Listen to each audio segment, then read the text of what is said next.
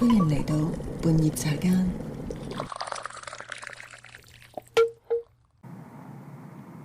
今日我哋會透過一本好溫暖嘅書，帶大家進入一個充滿覺察同埋智慧嘅世界——日本嘅茶道。呢本書嘅書名係《日日是好日：茶道帶來的15種幸福》，作者係森下典子。起初同好多人一樣，覺得茶道係一種老掉牙嘅傳統技藝，或者只係有錢人嘅休閒玩意，完全唔明白點解要學。但係喺呢段漫長嘅學習旅程之中，佢發現咗茶道帶嚟嘅15種幸福，以及有好多令人開悟嘅時刻。究竟茶道有咩咁神奇，可以令到人覺得日日是好日呢？森下小姐開始學茶道係由佢媽媽介紹嘅，認識咗武田依依。武田依依係一個茶人，氣質優雅，俾人一種好唔簡單嘅感覺。森下小姐第一次去武田依依嘅屋企，就俾佢茶室嘅空間同埋庭院嘅景致吸引住。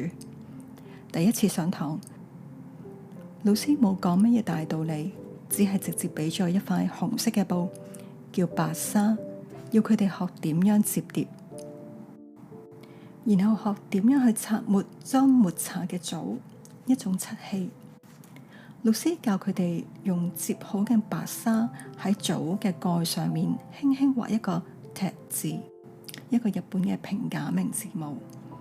森下小姐嗰時諗，點解要畫踢呢個字呢？隨便乾淨抹咪得咯。但係當佢問老師點解要咁做，或者點解要轉動攪動茶筅嘅時候，茶筅呢，即係做抹茶嗰一個抹茶嘅刷。武田依依嘅回答令佢好意外，甚至令到佢覺得有啲反感。武田依依話：理由並唔重要，重要嘅就係照住做，唔識都唔緊要，照做就可以啦。老師仲話，茶道最講究嘅係形，先做出形之後，再喺其中放入心。呢種學習方法同學校嘅完全唔同。學校老師會鼓勵我哋問問題，學習思辨，但係茶道老師就叫我哋馬上做，唔准諗，手自然就知道，聽手嘅感覺行事。森下小姐覺得自己好似被鎖喺一個箱嘅裏面，感覺做嘅動作冇一樣係啱嘅，即使重複咁做，都唔知道自己做緊乜嘢。老師唔俾佢死記動作嘅順序，只係強調最重要嘅係練習次數。老師仲話，手腳自然就知道下一步點樣做。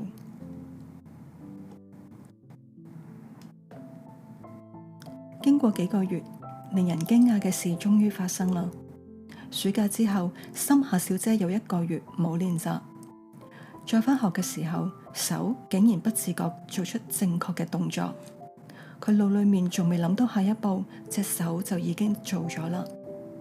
武田老師笑住咁話：嗱，睇下，唔使諗，相信自己對手就係咁解。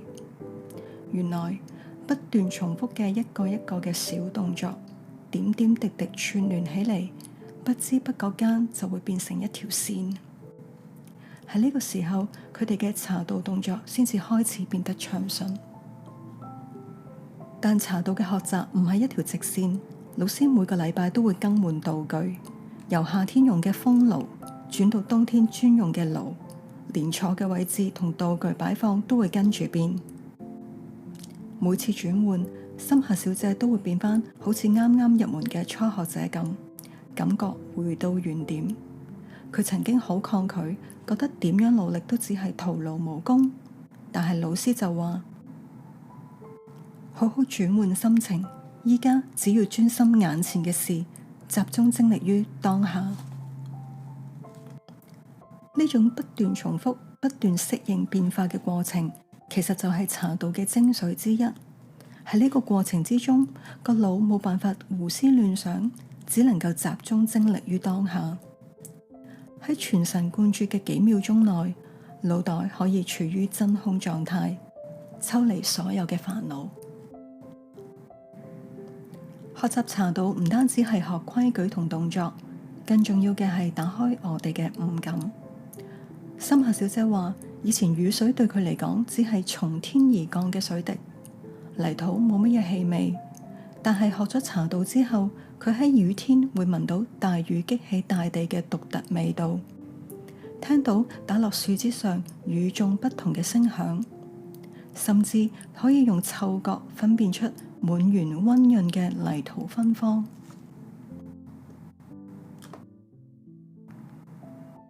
茶道令人重新發現季節嘅奧妙。以前作者只係覺得季節係分為好熱同好凍，冇其他啦。但係學茶道之後，佢就識得分辨唔同花嘅開放順序，包括梅花、桃花、櫻花、紫藤、杜鵑、菖蒲、紫陽花、橘子花等等，令到佢認識24節氣。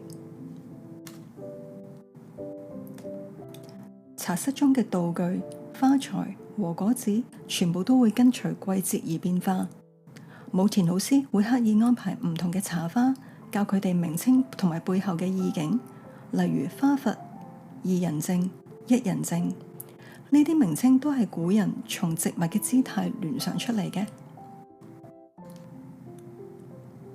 呢種對季節同大自然嘅細膩覺察，其實同花道嘅精神好似。花道都係強調順應自然，感受季節，將大自然嘅生命力帶入室內，透過花同埋枝葉嘅姿態表達意境。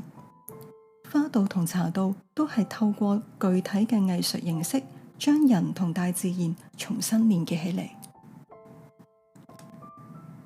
喺茶室裏面，經常會見到一幅字畫，寫住日日是好日。作者開始都唔明點解，只係覺得每日都係好日子咯。但喺一次落雨天嘅茶道課裏面，佢突然對落雨聲有咗好深刻嘅體會，發現原來冇真正所謂唔好嘅天氣，只要能夠享受雨天，任何日子都可以變成好日子。喺呢個時候，佢先真正領悟到日日是好日呢句禪語嘅意思，就係要接受同埋活在當下。無論遇到乜嘢事，每一日都係獨一無二嘅，都係值得珍重珍視嘅好日。呢個體會令佢深受衝擊，決定以後都要帶住呢種感受去生活。茶道中另一個重要嘅概念係一期一會，意思係一生一次機會。喺古代，生命無常，每次同朋友相聚都可能係最後一次。即使係相同嘅人，舉辦幾多次茶會都好，每一次都唔會完全一樣。所以每一次茶會，無論係主人或者係客人，都要用心去做，當成一生只有一次嘅機會嚟對待。作者經歷咗父親突然離世之後，更加深刻體會到一期一會嘅真正意思。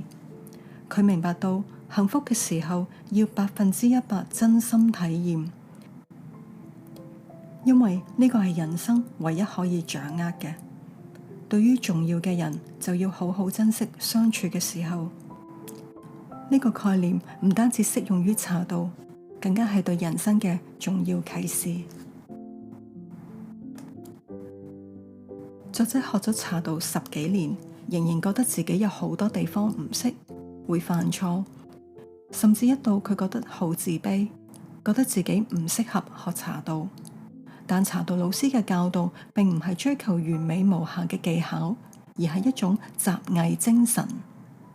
武田老師強調，練習嘅時候唔可以記筆記，唔可以死記，要相信自己對手。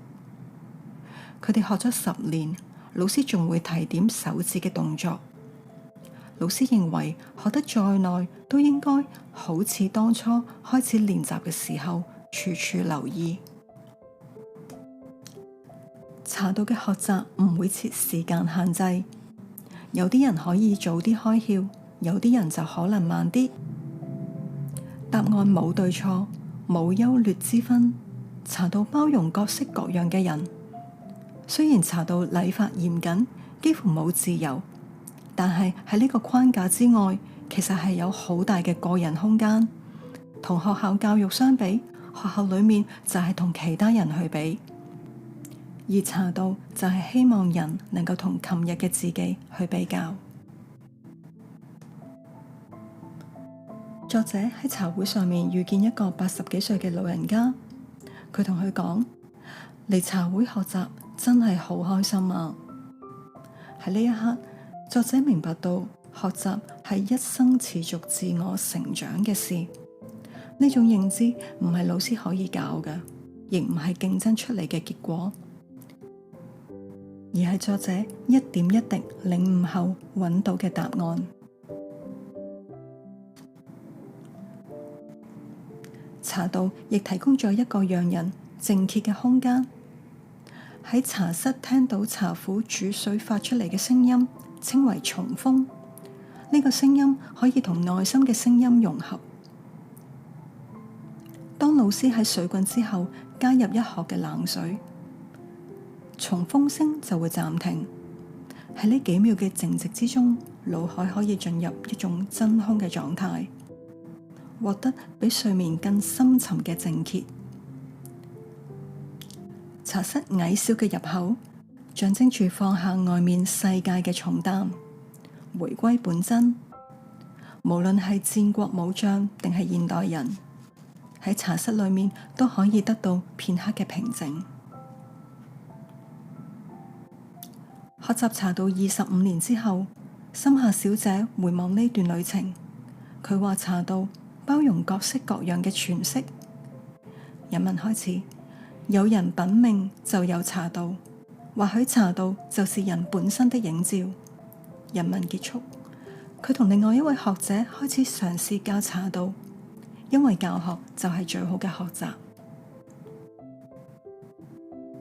茶道唔單止係沖一杯茶、食一件和果子、欣賞一件茶具咁簡單，佢包括咗對季節嘅感應、對當下嘅專注、對無常嘅體會、對人際關係嘅珍視，以及不斷向內探索同自我成長嘅過程。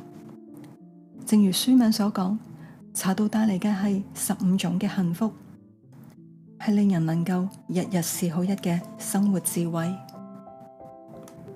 茶道對季節、自然、簡約、專注同內在平靜嘅追求，其實同好多日本藝術都好相似，例如花道，同樣強調花材同埋季節嘅連結，透過留白同線條表達意境，將花道者嘅心境融入作品之中。又例如日式嘅庭園，其實係自然景觀嘅縮影，引導我哋去感受四季嘅變化同埋萬物生滅。呢啲藝術形式都係日本文化中道嘅體現，係一種自我學習、向內觀照嘅過程。如果大家有興趣嘅話，其實呢一本書曾經被改拍成電影，由已故嘅樹木希林所主演。喺電影裏面，透過點子學茶嘅過程，感受到對生命嘅淡淡然，非常之好睇，亦非常之推介大家去揾返嚟睇。希望今日分享呢一本《日日是好日》同茶道嘅哲學，能夠俾到我哋一啲嘅啟發。喺我哋日常忙碌嘅生活之中，不妨都揾一啲嘅時刻，停低，專注喺眼前嘅一件事裏面，可能係為自己沖一杯茶，或者只係靜靜咁觀察窗外一棵樹嘅變化，用我哋嘅五感去感受當下。相信我哋都可以喺平凡之中發現屬於自己嘅好日。好多謝你收聽到呢一刻，希望下次再見。